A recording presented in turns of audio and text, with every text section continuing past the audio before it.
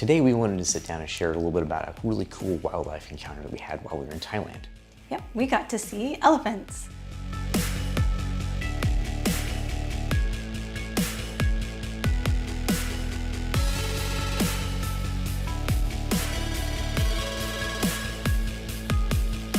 Thailand's been on our travel radar for a long time, so we were super excited to get to spend 3 months living there. And while we were there, we were in Hua Hin, Thailand, and we got to go see some elephants. So yeah, we were super happy to have that experience. Oh, and by the way, if you guys are new here, I am Joel, this is Michelle, and we are the Wandering Hartz, and we've been traveling full time for like the last 5 years now. Although we like to go slow, so we're actually slow travelers. But if you're interested in that kind of stuff, be sure to check out the channel. We've got a lot of other videos and things, or you can even subscribe. That makes it even easier. And also check out our newsletter.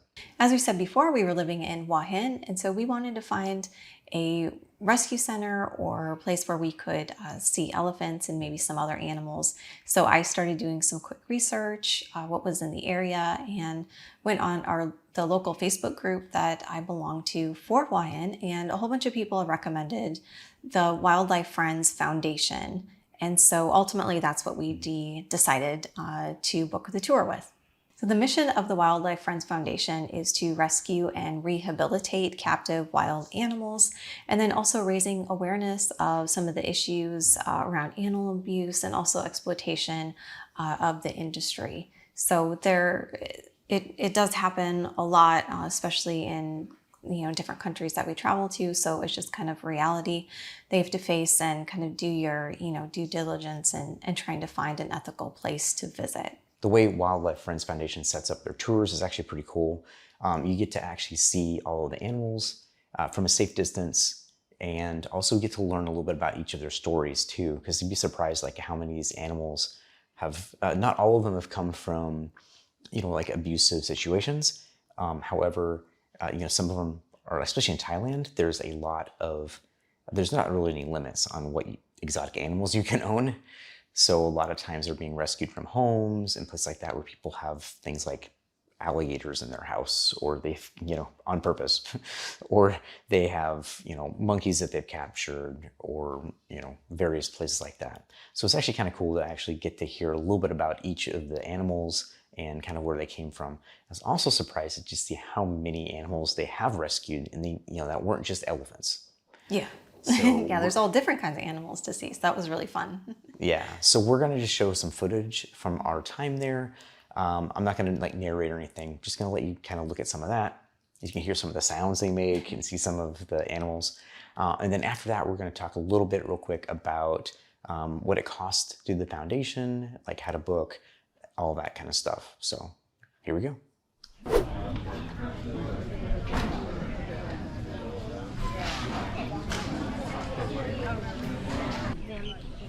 Everybody going to the door? Please join us over here. Oh, no kill list.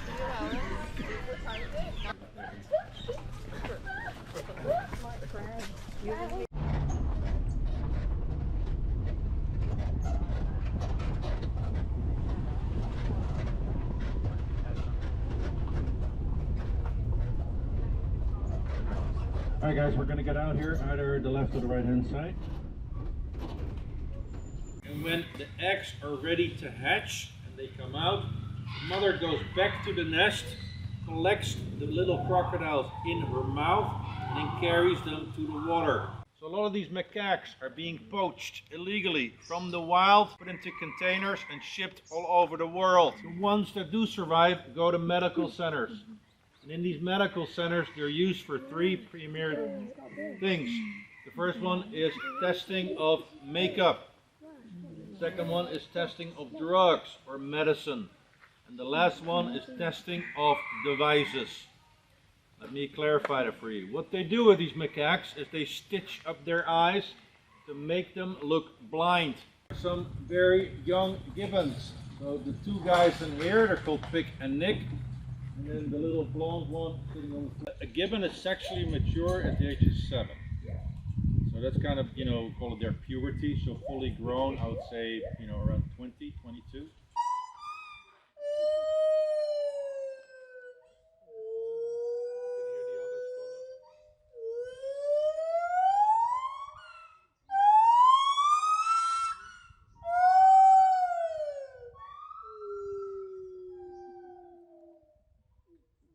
Once they come out of quarantine, they come into the gibbon forest.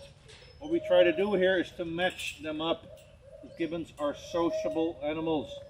There's a lot of the macaques that have been brought in here, excuse me, they're screwed up. Because they've been beaten by a human being or they've been hit by a car, and it's just not safe to return them to the wild.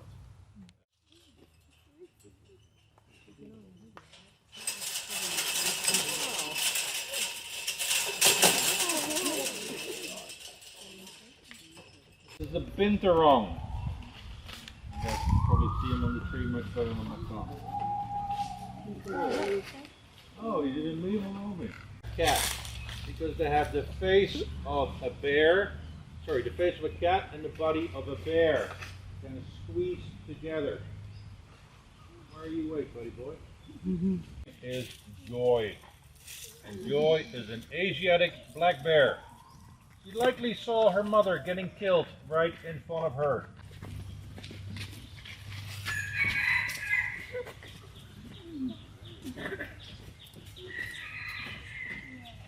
In the video earlier, what they do is they take them away from their mother at a young age.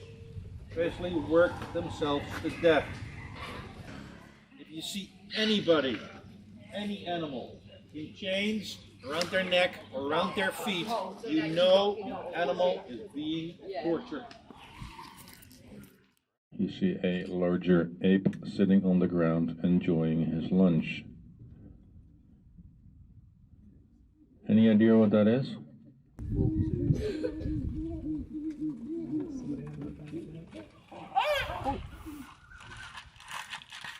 Just showing off his territory to us. If we ever find another chimpanzee, the likelihood of introducing them to each other is 0, because he's never seen another chimp before. So hopefully within a period of 4 to 6 weeks, we can release between the 30 to 50 different gibbons back into the wild.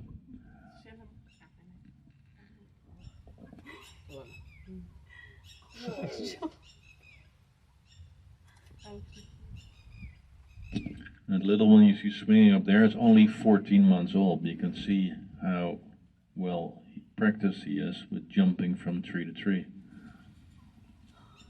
Are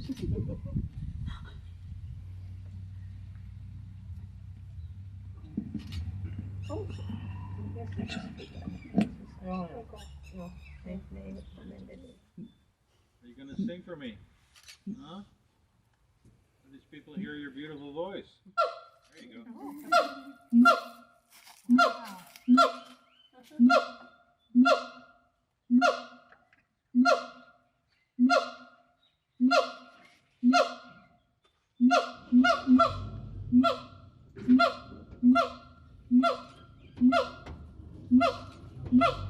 Elephant enclosure, it's 18 hectares. So in here usually we have multiple elephants roaming the field. As you might know, an elephant is a very social animal.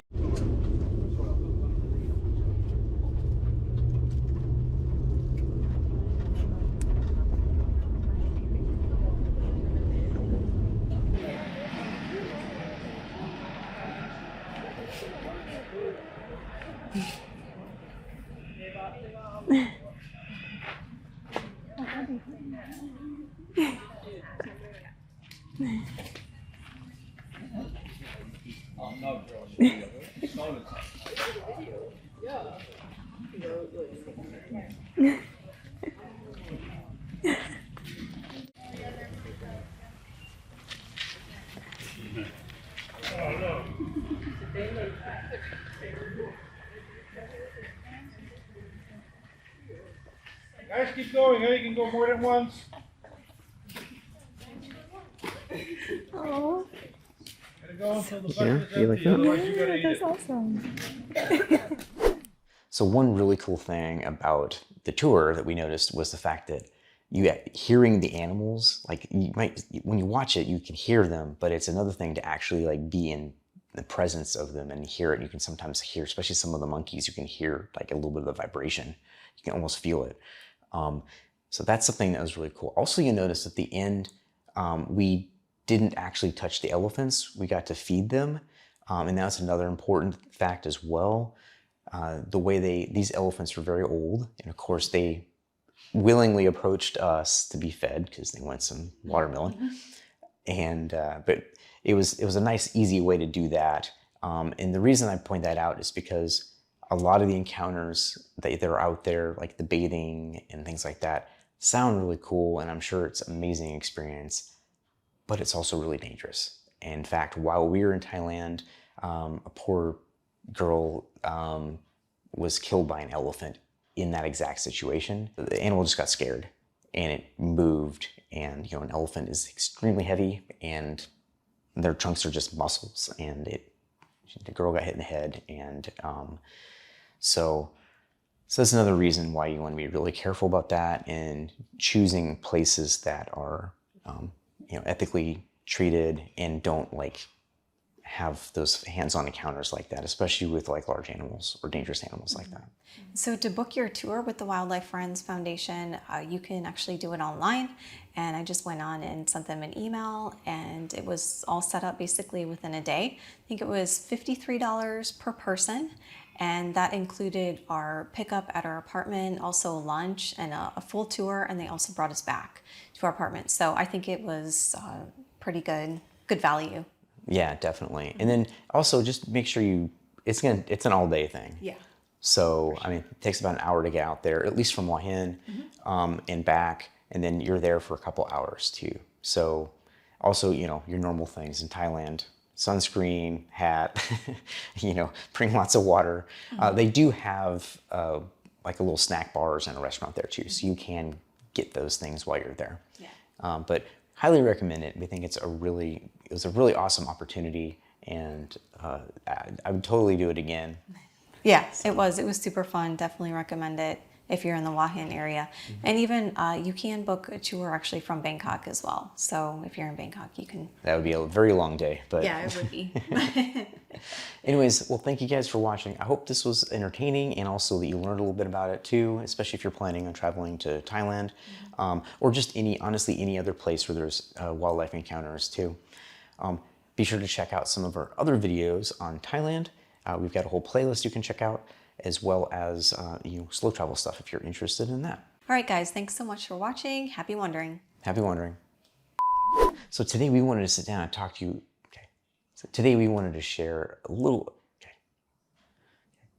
Today's video we wanted to share some really cool stuff that we got a chance to do while we were in Thailand.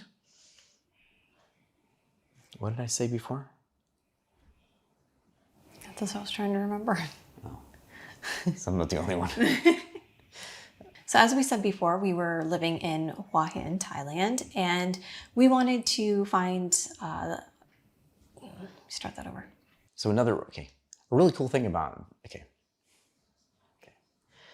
Now the way Wildlife Friends Foundation sets up their tours is actually pretty cool. Thanks so much for watching. Happy watching.